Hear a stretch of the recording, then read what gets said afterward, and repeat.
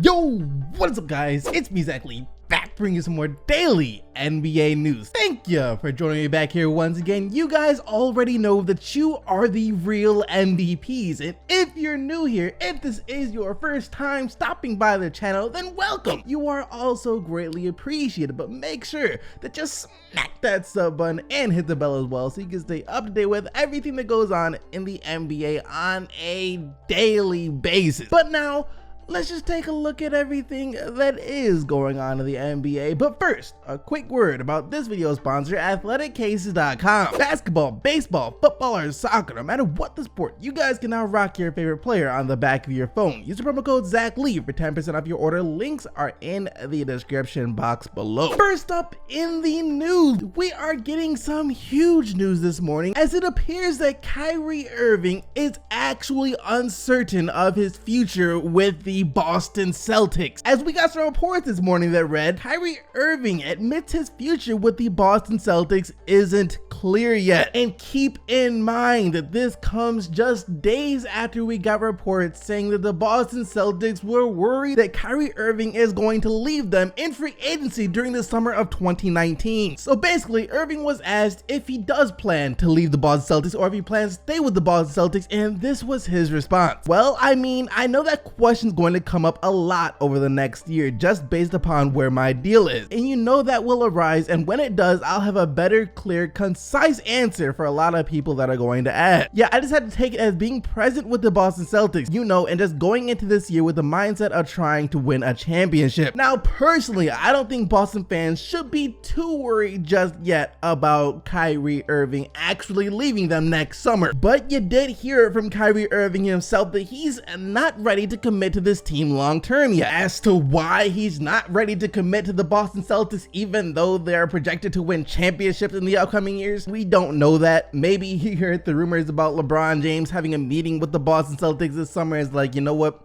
If LeBron comes, then obviously I have to leave. In New York, here I come. And then of course, after Kyrie Irving joins the Knicks, LeBron James will then take his talents to the Big Apple as well. Next up in the news, it seems like the Cleveland Cavaliers haven't quite given up their hopes of keeping LeBron James on their team. As check this out, we have articles coming out claiming that the Cavs are going to look into trading Kevin Love to entice LeBron to stay with them. And ESPN's Zach Lowe just said this: they missed chances to trade their best non-LeBron player, Kevin Love, at something close to peak value, and will have a hard time flipping him for even 50% of that now. Expect the Cavs to explore what they might get for a package of Love and the number 8 pick around the draft in a last-ditch effort to convince LeBron to stay. Kevin Love is about to be entering the last year of his contract. He's set to be a free agent in 2019, and I do expect the Cavs to look to trade him one way or another, even though, like this report said, his value isn't very high at all. So the Cavs should expect to get pennies or fractions of the pennies on the dollar back for Kevin Love. However, he could be appealing to some teams out there who are looking for an expiring contract in a salary dump move. Teams that have a star player and that are looking to rebuild to unload the star player would be interested in a package of Kevin Love plus a draft pick. So the possibility is there. But the thing is, whoever the Cleveland Cavaliers would trade for would have to be one heck of a player, and I mean like more than just an all-star level player, like one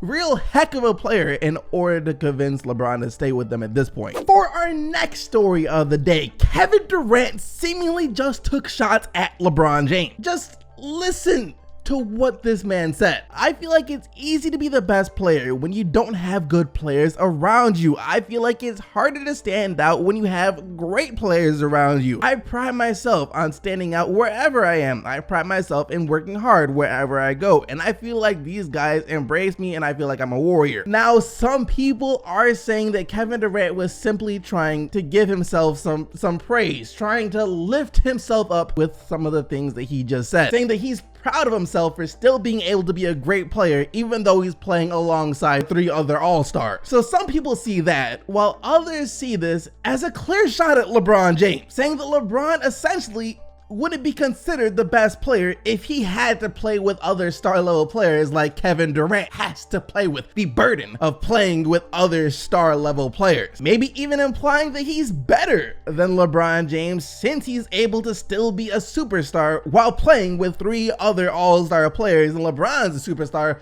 while he's playing with Kevin Love and J.R. Smith. Now, while Durant did say that, he also said similar things. Well, not even similar things, but you remember what he said last year, that he was on the same level as LeBron James. They have seen me play at the highest level, and I play against the guy who people say is continuously the best player ever. I feel like I proved myself and belong in that conversation. So he went from saying that he's on the same level as LeBron James last year to now saying that what he is doing is harder than what LeBron James is doing because Kevin Durant has to play with all-stars and stand out, while LeBron doesn't have to play with all-stars, so it's easier for him to stand out. I feel like if Kevin Durant wins a championship with the Golden State Warriors once again next year, he might just come out and pronounce himself as the best player to ever play. Next up in the news, the Detroit Pistons have officially hired Dwayne Casey as their new head coach, as they have agreed on a 5-year deal. And as a Pistons fan,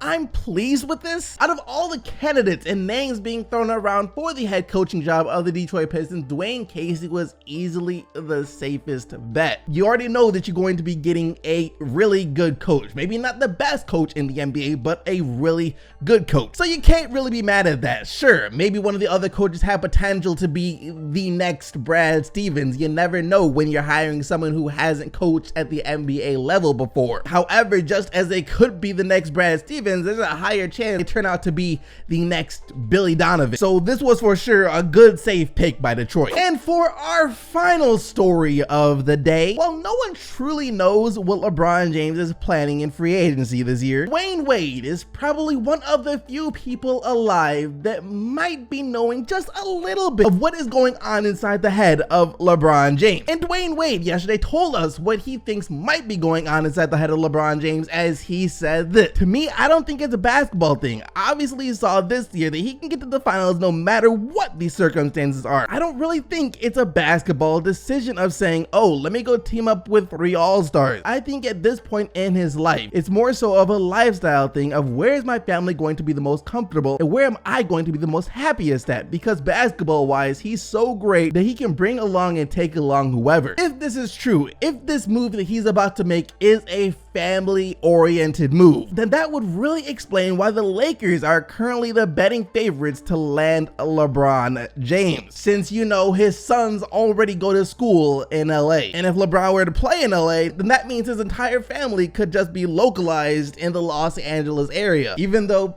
yes, he still wouldn't be home most of the time during the regular season because of all the travel, but still you get the point. I think that's the main selling point that Los Angeles has, because basketball-wise, it will make more sense for him to go to Philly or Houston or San Antonio, a place where he can most likely compete right now. But if it's a family or happiness decision, then it might be LA. And if he does go there, then low-key, it could be pretty lit, because imagine this: the NBA Finals, where LeBron James is on the Los Angeles Lakers going up against Kyrie Irving on the Boston Celtics. The Lakers versus Celtics rivalry reborn, Kyrie Irving versus LeBron James. I know all of you would be down to see that. Anyways, that is going to bring us to today's question of the day. What do you guys make of Kevin Durant's comments about LeBron James? Do you think they were a shot at LeBron James, or was he just trying to glorify himself some more? Let me know down in the comment section below. But that is going to do it for today's video. Hope you guys enjoyed. If you did, be sure to smack that like button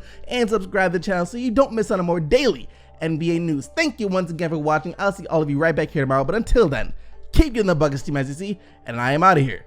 Peace.